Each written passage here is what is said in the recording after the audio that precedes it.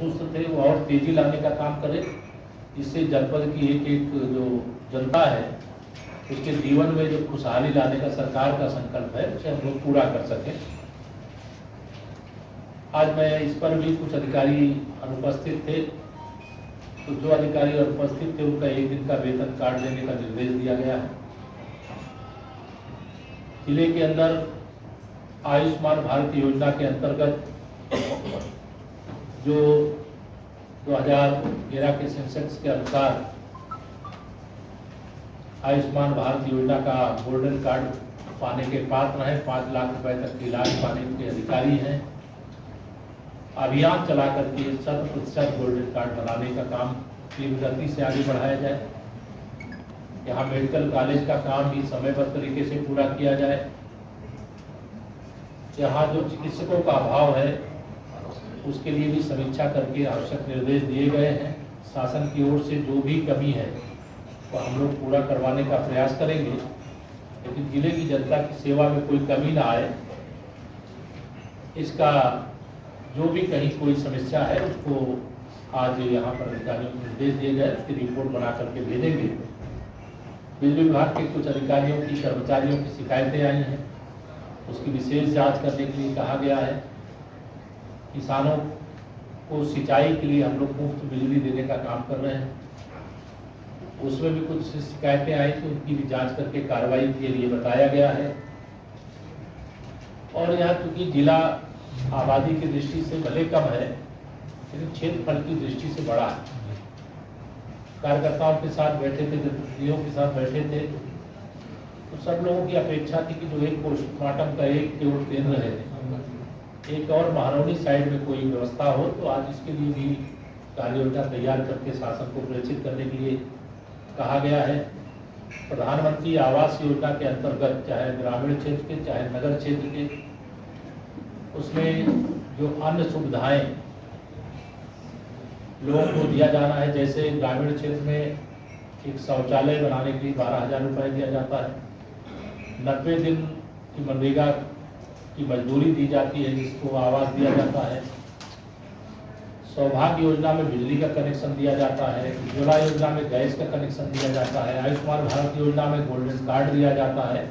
ऐसी जो उपलब्ध सुविधाएं हैं वो अभी 100% सत्यापन करके शासन को रिपोर्ट भेजने के लिए बताया गया है, नगर और ग्रामीण दोनों के लिए।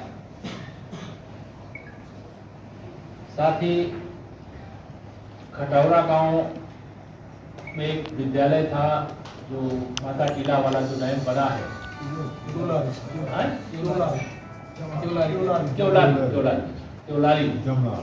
जमुना, उसके बीच में एक प्राथमिक विद्यालय गिर गया था, पानी से होकर आना जाना पड़ता था।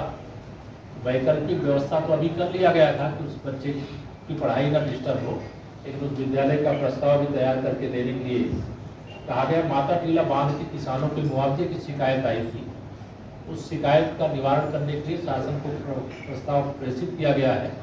हम लोग कोशिश करेंगे कि वहाँ किसानों को अविलंब मुआवजा मिल जाए। प्रधानमंत्री फसल बीमा योजना के अंतर्गत कई क्लेम अभी भी विलंबित हैं, उसको भी सेटलमेंट करवा करके किसानों को उसका लाभ दिलाया जाए। अभी वर्षा काल समाप्त होने के बाद अतिवृष्टि हुई जिसमें किसानों की फसलों को काफ़ी नुकसान हुआ है, लोगों की निजी क्षति भी हुई है, उसका सर्वे करा करके मुआवजा बिना देरी किए वितरण किया जाए।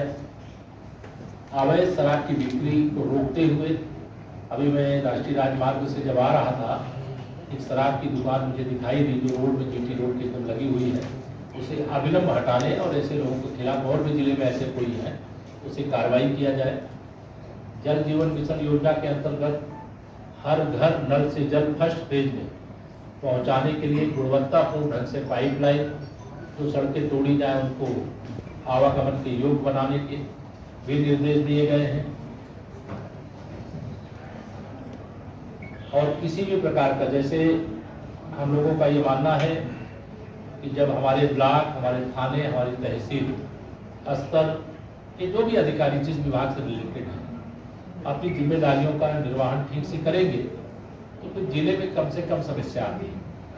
और जिले के स्तर पर अगर वहाँ कोई समस्या नहीं हल हुई और जिले के अधिकारियों ने उसको जिम्मेदारी समझ करके उस समस्या का समाधान किया, तो लखनऊ तक कोई समस्या लेकर के नहीं जाती, क्योंकि ललितपुर बहुत लखनऊ से दूर है और लोगों को लखनऊ जाने में काफ़ी पैसे खर्चा करके अगर किसी समस्या के लिए जाना पड़ा, तो मैं यह मानता हूँ कि यहाँ के नागरिकों के लिए कष्टकारी होता है। इसलिए विशेष अभियान चलाकर कोई भी समस्या है तो उसका समाधान किया जाए। जिस अधिकारी की शिकायत है उस अधिकारी के खिलाफ जांच करने का अगर आदेश है तो यह व्यवस्था सुनिश्चित की जाए कि वह जांच करने का आवेदन फिर उसी के पास ना पहुंच जाए जिसके खिलाफ शिकायत की गई है। जो हमारा इस जिले के अंदर एक बड़ा विषय है, जो श्रेणी 3 की जमीनें हैं वो श्रेणी 2 में परिवर्तित करने। यहाँ जब मैं आया तो मुझे शिकायत मिली थी, तो मैंने जो हमारे प्रमुख सचिव श्री सुधीर गर्ग हैं उनसे मैंने बात किया और यहाँ जिलाधिकारी ललितपुर को निर्देशित भी किया गया है कि 1 महीने के अंदर इस प्रकार के जो मामले हैं उनका विस्तारण करने का काम किया जाएगा। दाखिल खारिज की जो समस्या है उस समस्या का भी निवारण किया जाए। चक मार्गों पे जो कब्जे हैं उनको खाली कराया जाए।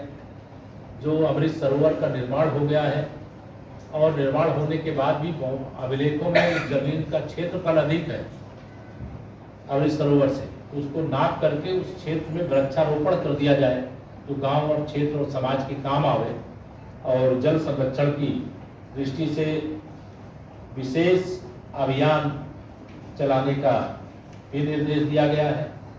यहाँ पर विशेष तौर से जो हमारे समूह की माताएं बहनें हैं, गांव-गांव में स्वयं सहायता समूह बने हैं महिलाओं के SHG के माध्यम से, उस समूह के अंतर्गत टेक होम राशन प्लांट, जो पहले आपको बाल विकास पुष्टाहार विभाग के माध्यम से लोगों को पोषाहार वितरित होता था, अब पोषाहार निर्माण करने की 3 यूनिट आपके जनपद ललितपुर में बन करके तैयार हैं। 1 महीने में ही वह चालू हो जाएंगी। इससे सैकड़ों हमारी जो मातृशक्ति है, महिला सशक्तिकरण का जो डबल इंजन सरकार का प्रयास है, उनको रोजगार मिलेगा।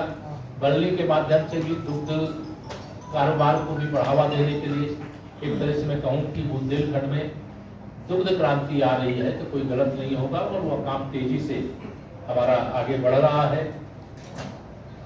जल जीवन मिशन के माध्यम से जो मैंने आपको बताया, ग्रामीण क्षेत्र में हर घर नल से जल, की शायद सबसे बड़ी योजना है।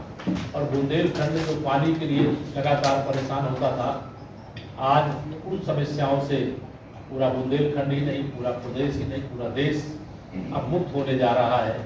हर व्यक्ति को स्वच्छ जल पाइपलाइन से उसके घर तक पहुंचाने का काम किया जाएगा। यहाँ पर वन अधिनियम के अंतर्गत जो आदिवासी समाज के हमारे भाई बहन जिनके कब्जे में कोई वन क्षेत्र की कोई भूमि रही है और उनको पट्टे में देने की बात कही, किसी कारण से वो पट्टे को लेकर के विवाद थे, उसको भी समीक्षा करके विस्तारित करने के लिए निर्देश दिया गया है। आज नाराहाट में एक नए विकास खंड की स्थापना करने की मैंने घोषणा की है और यहाँ फूड प्रोसेसिंग, क्योंकि कृषि की दृष्टि से यहाँ एक बड़ी संख्या है जो अच्छा काम कर रही है और उनको बल प्रदान करने के लिए एक फूड प्रोसेसिंग की यूनिट इस जनपद में आवे, इसके लिए भी मैंने कहा है और हम जल्दी ही इसकी कार्य योजना तैयार करके एक यहाँ फूड प्रोसेसिंग की यूनिट को लाने का काम करेंगे। कालबेहट में 66 KVA का सब स्टेशन निर्माणाधीन है, उसे अविलंब पूरा किया जाए। जो अधिकारी हैं उनके साथ जो हमारे जनप्रतिनिधि उनका एक व्हाट्सएप ग्रुप बनाए, कोई अच्छे काम हो रहे हैं तो सबकी जानकारी रहे, कोई समस्या है तो तुरंत अवगत कराया जाए, जिस विभाग से रिलेटेड है उसका समाधान किया जाए। और मैंने यहाँ के पुलिस की कोई शिकायतें आती हैं, उस शिकायतों के समाधान के लिए मैंने यहाँ के पुलिस अधीक्षक हैं उनको भी कहा है कि कभी कभी औचक निरीक्षण भी यहाँ निरंतर थानों का, जिलाधिकारी और मुख्य विकास अधिकारी ब्लॉक और तहसीलों का यहाँ करते रहेंगे, इससे जन समस्याओं का जल्द से जल्द समाधान हो।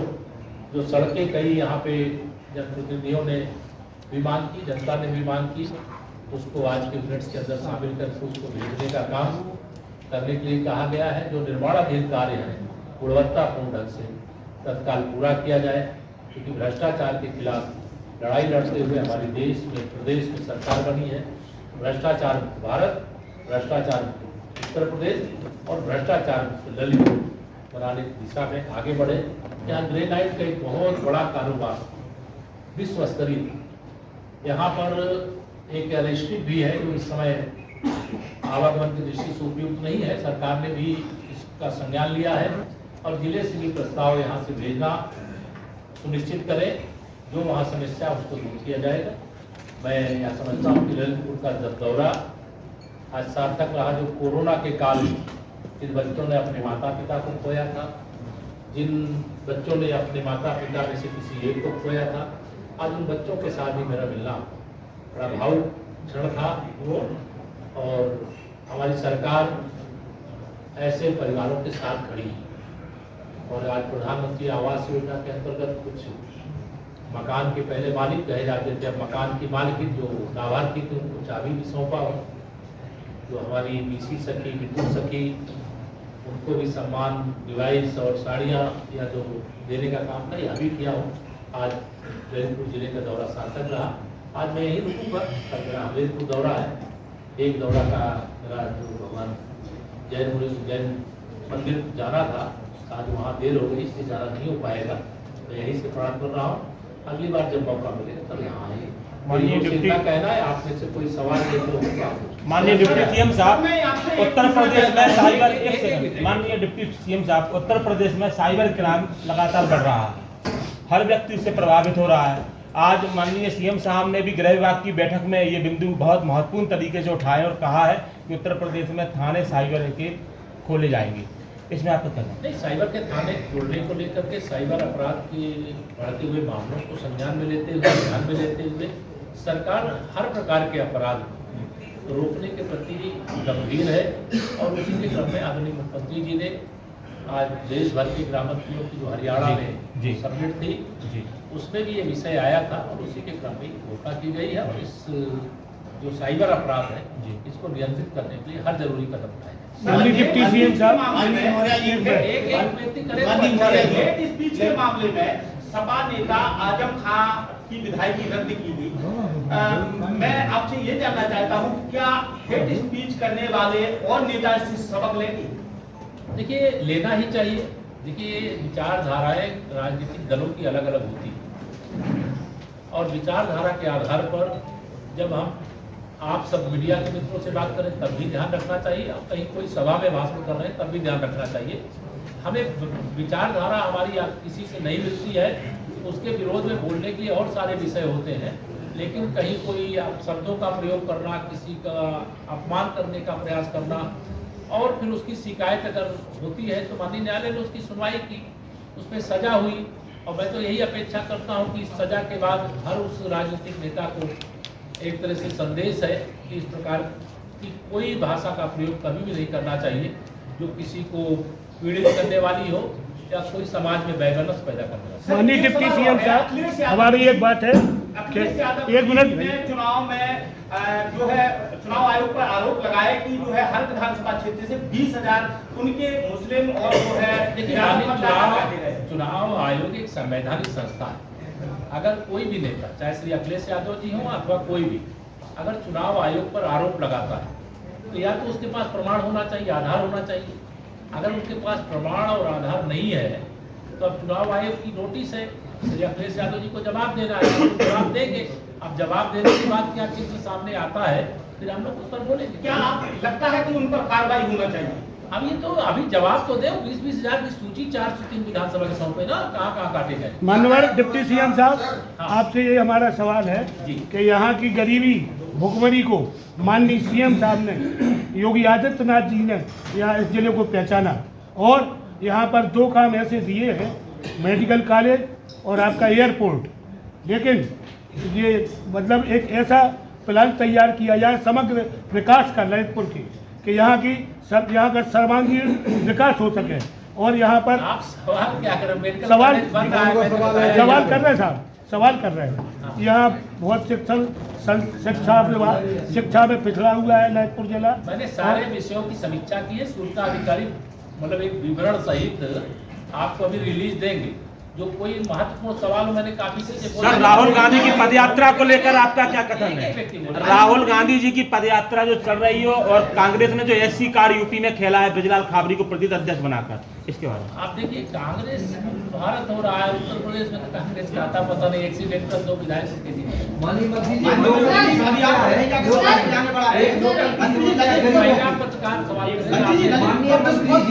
एक गरीबों की समस्या है लोकल की। हाँ, बताइए। एक तरफ अपनी सरकार, अपनी अच्छी सरकार है और वो स्वच्छता मिशन के लिए तमाम कार्यक्रम अपना रही है, करोड़ों रुपए खर्च कर रही है। वही श्रीमान जी ललितपुर में 8 महीने से जो स्वीपर है नगर पालिका के, उनका जो संविदा है, उनका विचारों का वेतन नहीं मिला, उनकी दिवाली नहीं मनाई गई। क्या समस्या है श्रीमान जी? आपके सामने निर्देशित कर रहा हूँ जी। उनके वेतन जो संविदा के अंतर्गत जो उनको मान दे दिया जाता है, जी। भुगतान में कोई विलम्ब है तो अविलंब रिपोर्ट भेज। माननीय मंत्री जी, विकास के नाम पर आपकी सरकार पहली बार भी बनी, विकास के नाम पर आपकी सरकार दोबारा भी बनी, लेकिन ललितपुर की स्थिति इतनी दयनीय है कि जो सड़कें पहले भी बनी हुई थी वो भी आज जर्जर हालत में है। मैंने अभी आपको शायद आपने मेरी पहली बार जब आपकी सरकार बनी था गड्ढा अभी जब आपको बता रहा था ये बात, ये निर्देश दिया गया है गड्ढा मुक्ति का अभियान 15 नवंबर तक पूरा करना है। जो कार्य निर्माणाधीन है, इतनी खराब है ललितपुर नगर की ही। आप मेरी बात तो सुन लो। जो निर्माणाधीन है उनको अविलंब गुणवत्तापूर्ण ढंग से पूरा किया जाए। जो अभी कार्य योजना का हिस्सा नहीं है उनका मिनट्स के अंदर प्रस्ताव बना करके दिया जाए। बड़े भैया ने भी एक प्रश्न पूछा शिक्षा को लेके। ललितपुर के 2 क्षेत्र, एक पूराकला जहाँ पर माननीय विधायक द्वारा लगातार आवाज उठाई गई है, मुख्यमंत्री से मिले थे, वहाँ आपके तत्कालीन डिप्टी सीएम ने भी कहा था कि विद्यालय बनाएंगे, इंटर कॉलेज नहीं बना। 50,000 बच्चे प्रभावित होते हैं। एक बालाघाट क्षेत्र, वहाँ पर भी इंटर कॉलेज नहीं, और दोनों विधायक हमारे आपके बगल में बैठे। अभी 3 नए विद्यालय जल्दी आपके यहाँ शिलान्यास होने वाले हैं और बाकी जो घोषणा की गई है, जो कहीं कोई बकाया है, उनका मैंने कहा विवरण अभी सूचना अधिकारी आपको ललितपुर जनपद में आवास विकास परिषद की जद में नहीं है, झांसी में है सर। तो जो गरीब तबके के लोग हैं उनके लिए आवास की जानकारी। हाँ सर, यहाँ पे पलायन की स्थिति बनी हुई है और लोगों के पास रोजगार के भविष्य में कोई फैक्ट्री या उद्योग खुलेगा सर? बहुत कुछ आएगा। देखिए, बुंदेलखंड आज पूरे देश का केंद्र बिंदु बना हुआ सर, और अभी तक बुंदेलखंड के लोग देश और दुनिया में रोजगार के लिए जाते थे। आप कुछ वर्षों के अंदर देखेंगे पूरे दुनिया और देश भर के लोग जो है, प्रदेश भर के लोग बुंदेलखंड और ललितपुर क्षेत्र में रोजगार पाने के लिए। जनपद में जैसे अभी आपने कहा है कि उत्तर प्रदेश भ्रष्टाचार मुक्त होना चाहिए, जनपद हमारा भ्रष्टाचार मुक्त होना चाहिए, लेकिन ऐसा यहाँ पे नहीं है। यहाँ पे सबसे ज्यादा अवैध खनन है। अवैध खनन को लेकर कई बार पत्रकार जब आवाज उठाते हैं तो उनको धमकियां दी जाती हैं और खनन अधिकारी कोई भी एक्शन नहीं लेते हैं। कई बार हम वर्जन लेने गए तो उन्होंने स्पष्ट किया कि हम कोई वर्जन नहीं देंगे। अभी मेरा ये कहना है, देखिए आप सब इस जनपद ललितपुर के निवासी हो। इस समय बड़े से बड़े माफिया, चाहे वो खनन माफिया हो, शराब माफिया हो, नकल माफिया हो, भू माफिया हो, सारे माफियाओं की हालत पतली हो गई। कठोर से कठोर कार्रवाई की जा रही है। आम जनता निर्भीक है और अपराधी इसमें भयभीत है। और यही एक तरह से कह लीजिए सही मायने में सुशासन का संदेश है। जो कहीं कोई शिकायत आपको पर्टिकुलर हो वो आप मुझे बताइए, मैं जरूर उसकी जांच करा के कार्रवाई।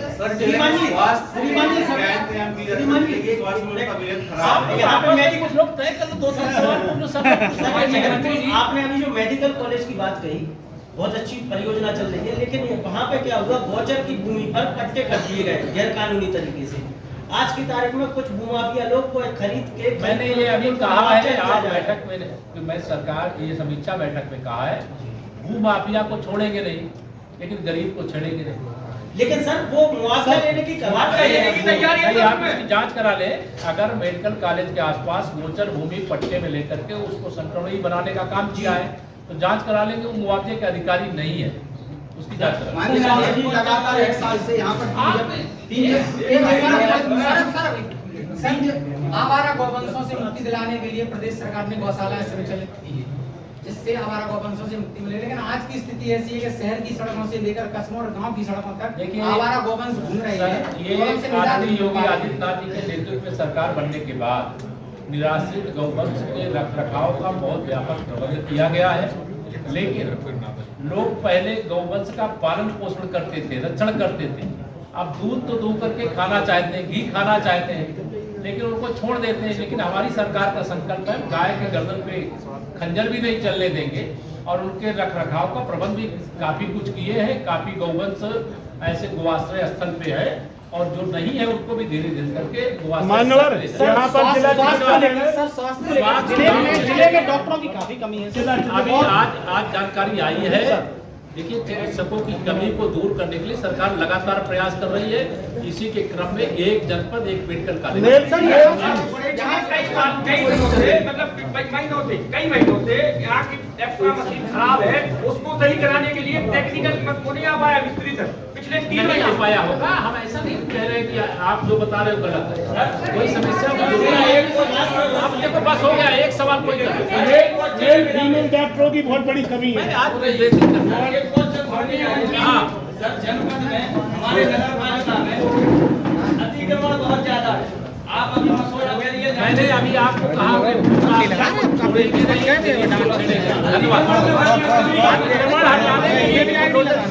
सर एक बात बोलना चाहते हैं। चोरी को लेकर यहाँ पर कार्रवाइयाँ जो होना चाहिए नहीं हो रही, स्टाफ की चोरी को लेकर कार्रवाइयाँ नहीं हो रही।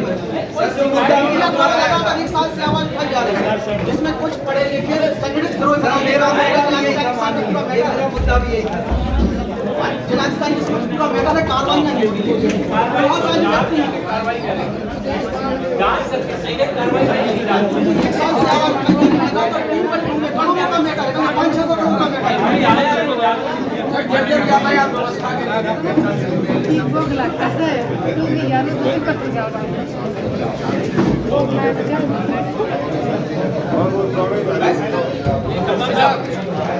हमारे दोनों नेता अच्छे हैं, हम लोग समझौते लेकिन कर सकता मस्जिद को 7 तारीख कर महोदय महिलाओं के लिए इतना अच्छा जुड़ा हर गाँव उस काम को देखने को हम लोग खुश रहे। 400 लोग आपने मंदिर किया